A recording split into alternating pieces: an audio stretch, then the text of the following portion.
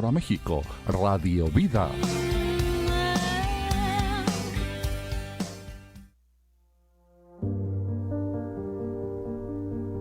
La Segunda Iglesia Apostólica de la Fe en Cristo Jesús de Ciudad Obregón presentan un espacio de estudio serio y dinámico sobre las Escrituras, verso por verso, con el pastor Jorge Solano.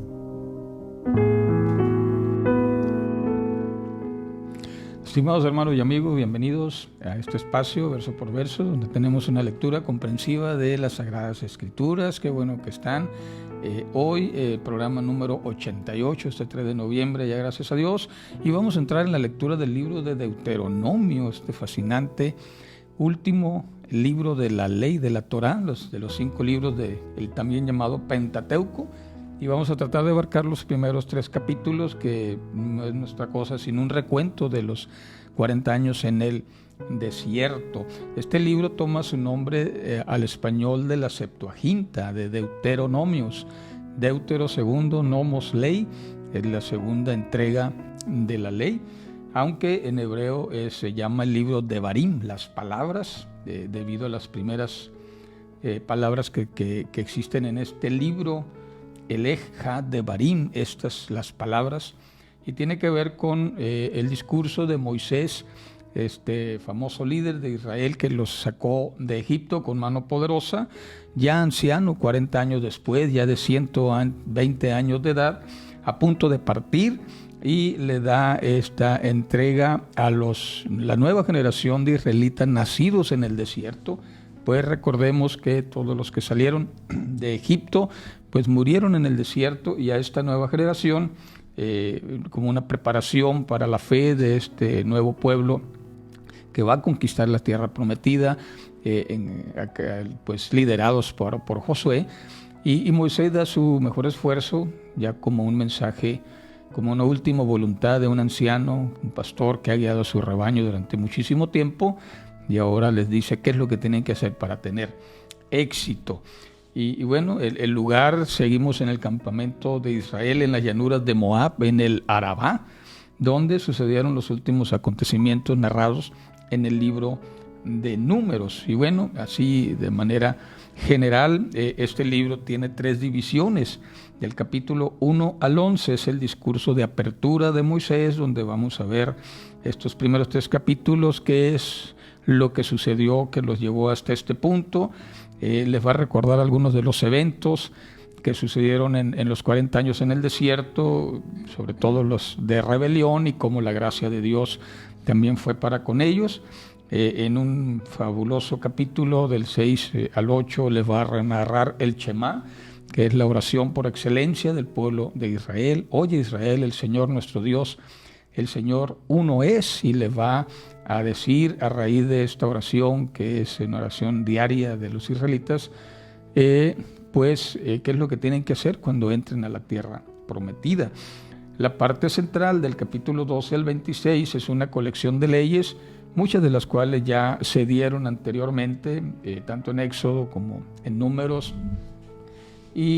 pero ahora va a ser un recuento y va a agregar algunas cosas más, resaltando siempre la justicia social, el ayuda a los pobres, y pues comparado con los antiguos códigos que circulaban en aquella época, como el código de Hammurabi y los códigos asirios, que tenían que ver con leyes éticas, morales, pues el código de leyes de Israel está muy superior hacia ellos. Sería injusto tratar de ver estas leyes con el lente occidental moderno, porque pues bueno, ahora son otras cuestiones sociales muy diferentes al pasado. Y por último, los últimos capítulos del 27 al 34 viene el discurso final de Moisés, la bendición que da sobre cada una de las tribus, y también una especie de advertencia y bendición. Si haces esto, vas a ser bendecido; si haces esto, pues te va a ir mal. En esa famosa frase, hoy pongo delante de ustedes la vida y la muerte, ¿verdad? Y ustedes elijan, ¿verdad?, por la vida.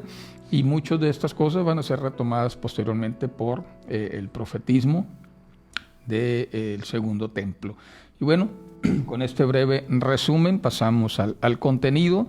Deuteronomio 1:1 dice: estas son las palabras que habló Moisés a todo Israel a este lado del Jordán en el desierto, en la llanura frente al Mar Rojo, entre Parán, Tofel, Labán, Haserot y Disahab. 11 jornadas hay desde Oreb, camino del monte Seir, hasta Cades Barnea. Y aconteció que a los 40 años, en el mes 11, el primer día del mes, Moisés habló a los hijos de Israel conforme a todas las cosas que Jehová le había mandado acerca de ellos. Aquí hace hincapié donde dice 11 jornadas. En realidad el camino desde el monte Oreb, donde ya una vez que duraron un año recibiendo la ley, las instrucciones de la construcción del tabernáculo, ya que lo terminaron y la nube de la presencia del Señor descendió sobre ellos, desde ahí hasta ese punto donde están actualmente solamente les debe haber llevado 11 días, 11 jornadas, y sin embargo les llevó 40 años. Y bueno, entonces, aquí vamos a ver algunas de las cosas que sucedieron. Y diciendo, Jehová nuestro Dios nos mandó, nos habló en Oreb diciendo: bastante tiempo han estado en este monte, vuélvanse, vayan al monte del Amorreo y a todas las comarcas, en el llano, en el monte, en los valles, en el sur, en la costa del mar, en la tierra del Cananeo y del Líbano, hasta el gran río, el río Éufrates. Miren pues, yo he puesto la tierra delante de vosotros, entrad y poseed la tierra que Jehová juró a vuestros padres, Abraham, Isaac y Jacob, que les daría a ellos y a su simiente después de ellos. Aquí Moisés está recapitulando que están ahí como parte de una promesa dada a Dios a sus patriarcas, a los que les antecedieron, ¿verdad?, en todas estas promesas, y ahora esto es cumplimiento de lo que Dios va a hacer. Ya del verso 9 del capítulo 1 empieza a recordar el nombramiento de los jueces, cuando en Éxodo 18 recibió esa idea, esa instrucción de Yetro, su suegro, y cómo les funcionó, ¿no? De ahí del verso 9 dice: Jehová Dios nos ha multiplicado, y aquí vosotros sois como las estrellas del cielo en multitud. Y entonces, como el Señor les dijo, ¿verdad?, que seleccionara ahí jefes de millares, jefes de cientos, jefes de 50, jefes de 10 y oficiales en vuestras tribus. Cabe mencionar que estos oficiales que menciona eran los encargados de azotar a los culpables en los pleitos familiares que surgían en las tribus, ¿no? A la usanza de las antiguas culturas, como lo hacen todavía algunas culturas tribales de nuestro país y Centro y Sudamérica, donde los encargados de impartir la ley en las etnias pues azotan ahí al que se porta mal con su esposa, azotan al que roba, y es una manera pues tomada de estos pueblos antiguos, ¿no? El verso 16 y dice que ya, verso 17 dice: no hagan acepción de personas en el juicio, así al pequeño como al grande oigan. Aquí está dando Moisés una pauta de lo que debería ser el espíritu de la justicia del pueblo de Israel. Hay que escuchar tanto desde el más pequeño al más grande. Y trátese de edad, y trátese de posición social, trátese de cualquier situación, de cualquier cargo, hay que escucharlos a todos para impartir justicias. Ese fue el corazón de el nombramiento de los jueces.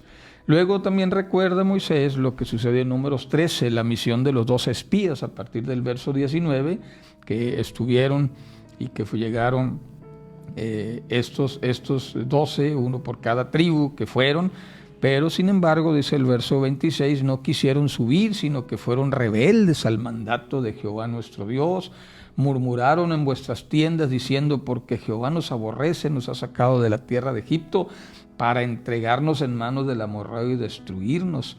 ¿A dónde subiremos? Nuestros hermanos han hecho desfallecer nuestro corazón, diciendo: este pueblo es mayor y más alto que nosotros, las ciudades grandes y amuralladas hasta el cielo, y vimos allí también a los hijos de los gigantes. Y Moisés les recordaba todo lo que les dijo en aquel entonces: no teman, no tengan miedo, el Jehová va delante de nosotros. Sin embargo, pues prefirieron ellos el testimonio de los 10 espías que vieron con ojos negativos, sin confiar en que Dios iba con ellos, y se perdieron pues esa oportunidad de entrar desde el principio y tuvieron que vagar 40 años. El verso 34 narra el castigo por la rebelión de Israel. En Números 14 al 20 es un recuento de lo mismo. Y les recalca ahí, miren, el verso 39, y vuestros chiquitos, de los cuales dijeron que serían presa, sus hijos que en aquel tiempo no sabían entre el bien y el mal, ellos no entrarán allá, y a ellos entrarán allá, y a ellos les daré y ellos la poseerán. Es decir, cuando hicieron caso de los 10 espías negativos, ellos dijeron, nuestros hijos van a ser presa de ellos. Y entonces el Señor les dijo, bueno, ustedes no van a ir, estos niños indefensos que ustedes dicen que van a ser presa, estos son los que van a entrar a la tierra.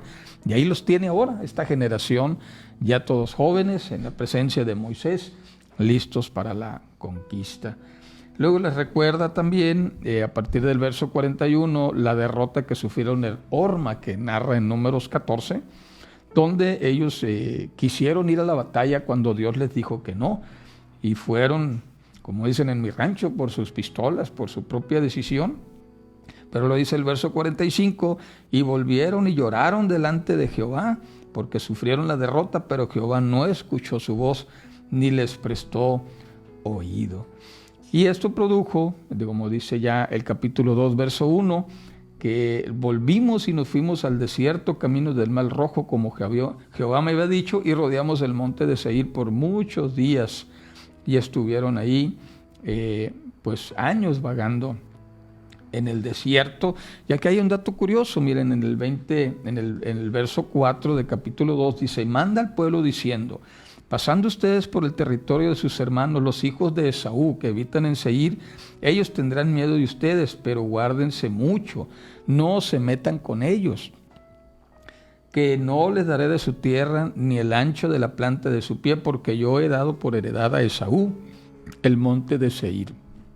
Te recordarán, Esaú, ese hijo de Abraham que tuvo con su sirvienta Agar y que fue rechazada por Sara y después también por Abraham.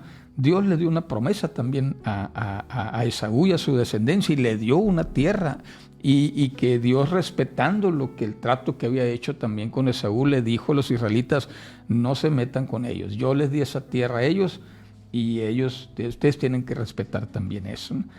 Y dijo a partir del verso 6, ustedes van a hacer negocio con ellos, les van a comprar alimentos y van a comprar agua, pero yo los he bendecido también a ellos. No molestes también a Moab, dijo. No molestes a Moab, en el verso 9, que es otro pueblo, ni te empeñes en hacerles guerra, pues a ellos también les dio posesión de tierra. Estos son los hijos de Lot. A los israelitas veían a los moabitas y a los amonitas como parientes lejanos, porque eran descendientes de Lot. Recuerden cuando Abraham tuvo el problema con los pastores de Lot y los pastores de Abraham ahí por los pastizales, y se separaron. Él escogió de ese lado del río, y Moisés ahora les está diciendo, no se metan con los hijos de Lot, porque Dios les dio una promesa también a ellos, así es que esas tierras no tenían que tocarlas, ¿no?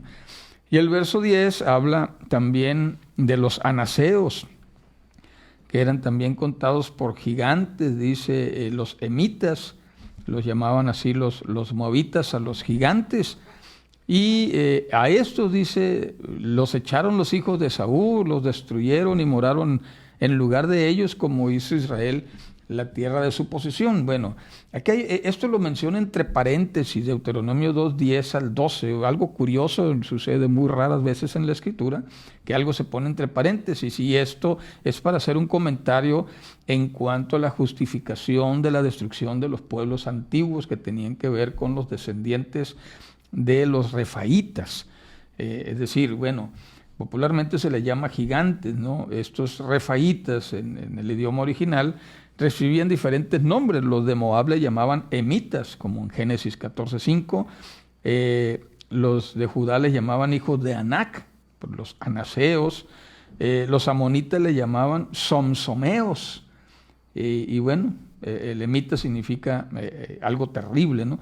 Y la teoría que justifica esto es que la raza caída de Génesis 6, como veíamos pues ya el año pasado que estudiamos por ese capítulo, en los primeros del Génesis, como de cuando los hijos de Dios se mezclaron con las hijas de los hombres y surgió esa raza llamada los refaitas, los gigantes de antaño, dice, los héroes de renombre, era una raza híbrida, mitad dioses, mitad humanos, es decir, semidioses, mitad celestiales, que debían ser aniquilados y toda su descendencia y los pueblos que los protegían. Aquí un teólogo contemporáneo, Malcolm Heiser, dice que al morir ellos daban origen a los demonios, a los chedim, por ser seres indestructibles, seres celestiales, hijos de seres celestiales, al perder sus cuerpos físicos, eran divagando entre los humanos.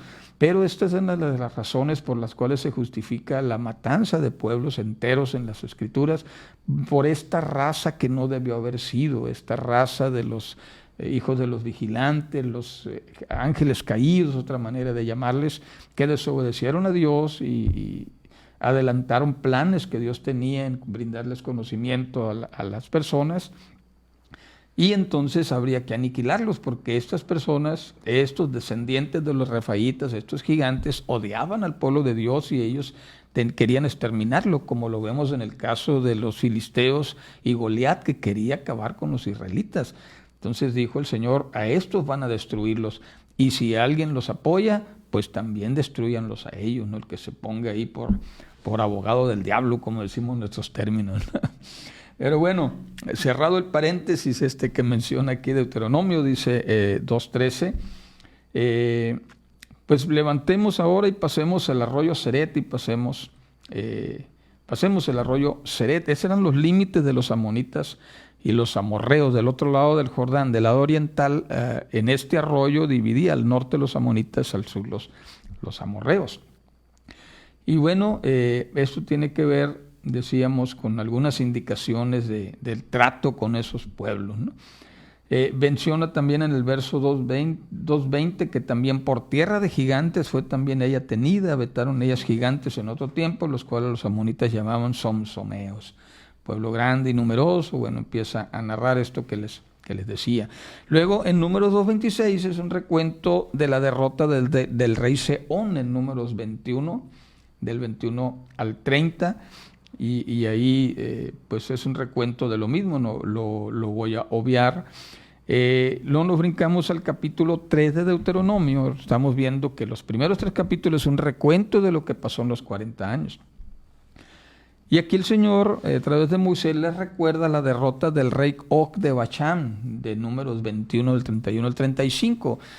Otra vez la misma historia. Og, rey de Bachán, era de la tierra de los gigantes. De hecho, en esas tierras de Bachán está el monte Hermón, donde descendieron y tuvo lugar la segunda rebelión bíblica, la primera en Génesis 3, de Nahash, la serpiente, la segunda en Génesis 6, y en esta segunda rebelión fue en el monte Hermón y en las tierras de Bachán. Por eso esa tierra estaba impregnada también de Nefilim, de estos refaitas, los hijos de los gigantes, y que también pues el pueblo de Israel los había derrotado cuando ellos descendieron y le dieron también muerte al último rey de esa dinastía.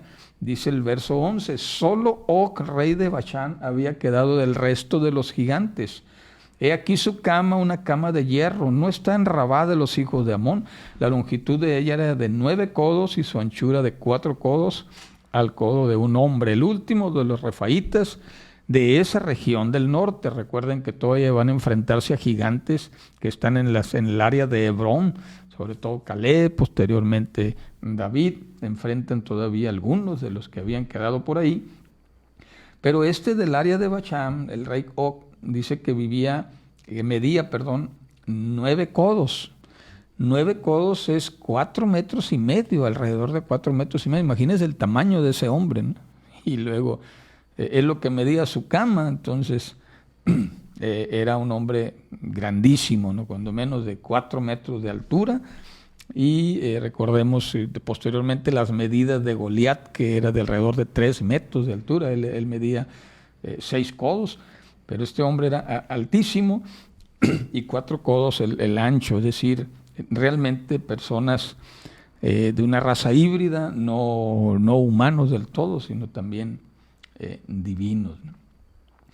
Y bueno, y esto les recuerda, después viene también explicándoles por qué 2 tribus y media, la tribu de Rubén, la tribu de Gad y media tribu de Manasés se habían establecido al oriente del Jordán, un recuento de Números 32 que les explica, ¿no?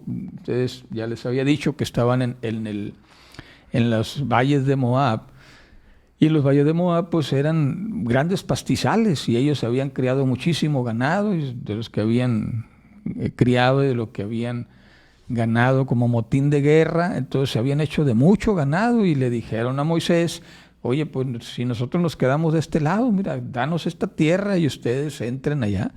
Y ese malentendido que hubo al principio, luego se aclaró de que ellos iban a ir a la guerra junto con las otras 12 tribus, y que iban, con las 10 tribus, perdón, con las otras 10, ellas 2, y que iban a ayudarles a conquistar las tierras de Canaán, y entonces una vez terminada la conquista ellos se regresarían para poseer la tierra al oriente del Jordán, del otro lado del Jordán. Esa es la explicación de las 2 tribus y media que se quedaron al oriente del Jordán. Y bueno, ¿y por qué media tribu de Manasés? Porque la mitad decidió quedarse ahí y la otra mitad sí entró a las tierras de Canaán.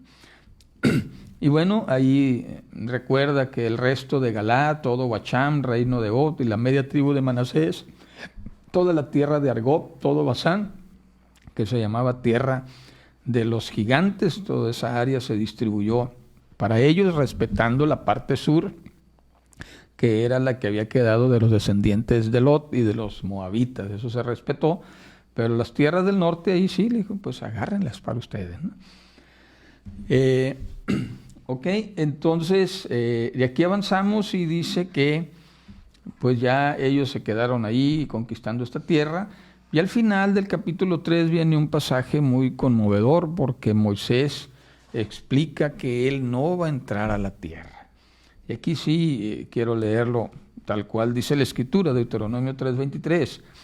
Oré a Jehová en aquel tiempo, dice Moisés, no fue en ese momento, en aquel tiempo, diciendo, Señor Jehová, tú has comenzado a mostrar a tu siervo tu grandeza, tu mano poderosa, porque ¿qué Dios hay en el cielo o en la tierra que haga según tus obras y conforme a tus proezas? Y vaya, ¿verdad? Que si hay alguien que vio la mano de Dios obrando fue Moisés. Él estuvo presente cuando Dios los liberó de Egipto con las 10 terribles plagas.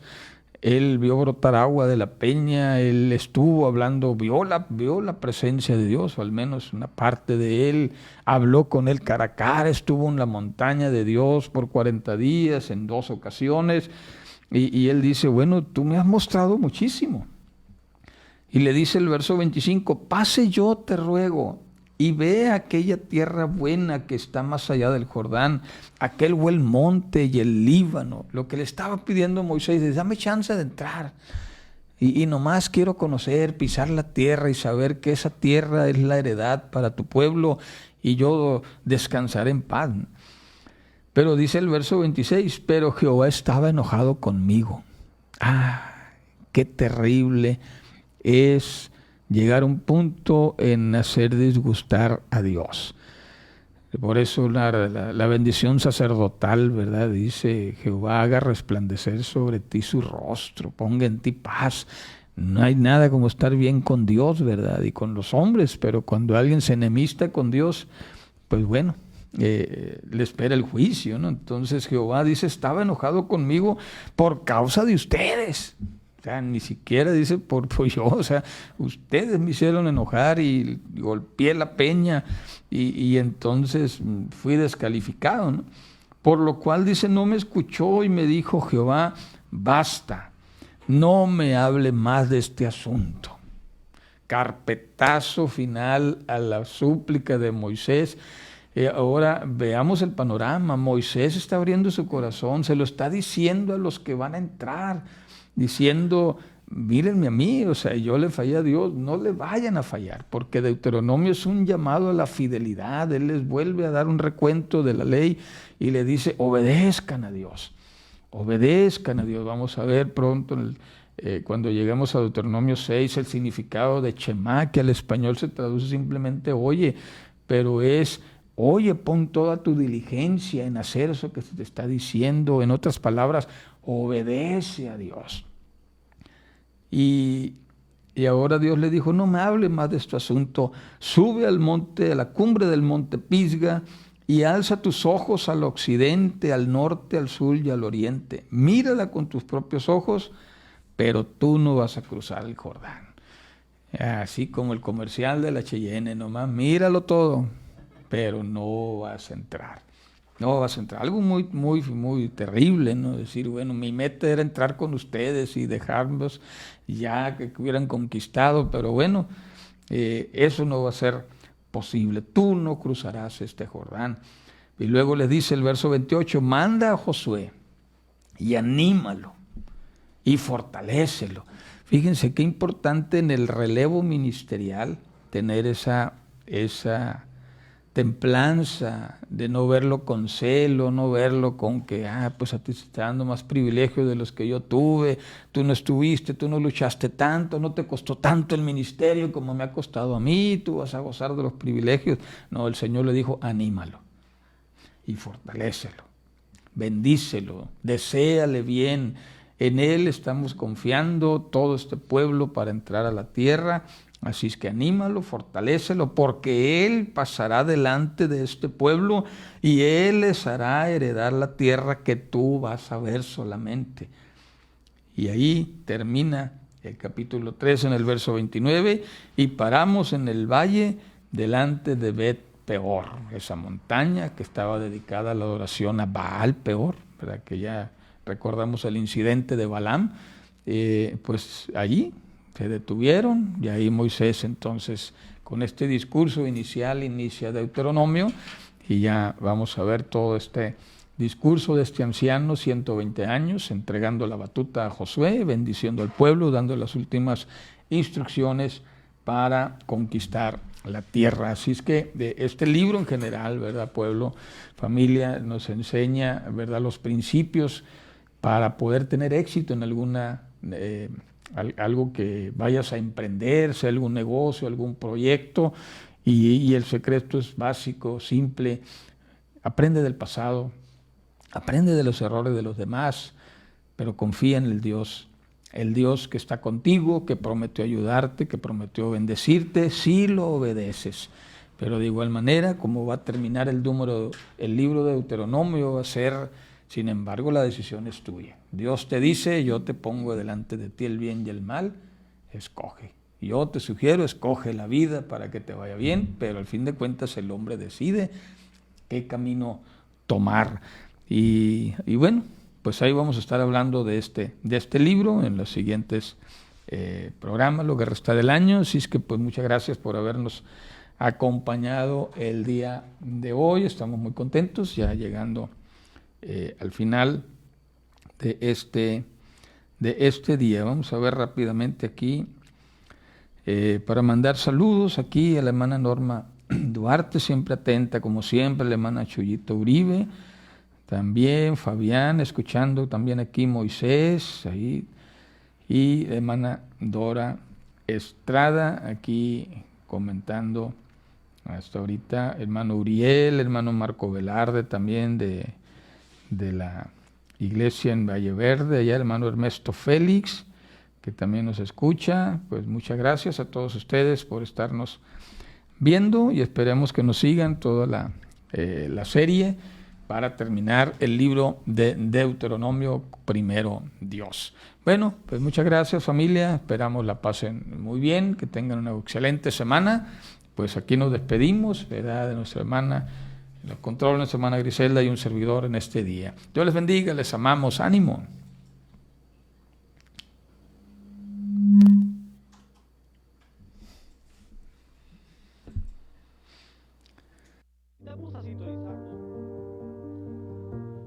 Gracias por escuchar Verso por Verso. Te invitamos a sintonizarnos todos los lunes a las 6 de la tarde por Radio Vida Obregón en el 100.1 FM.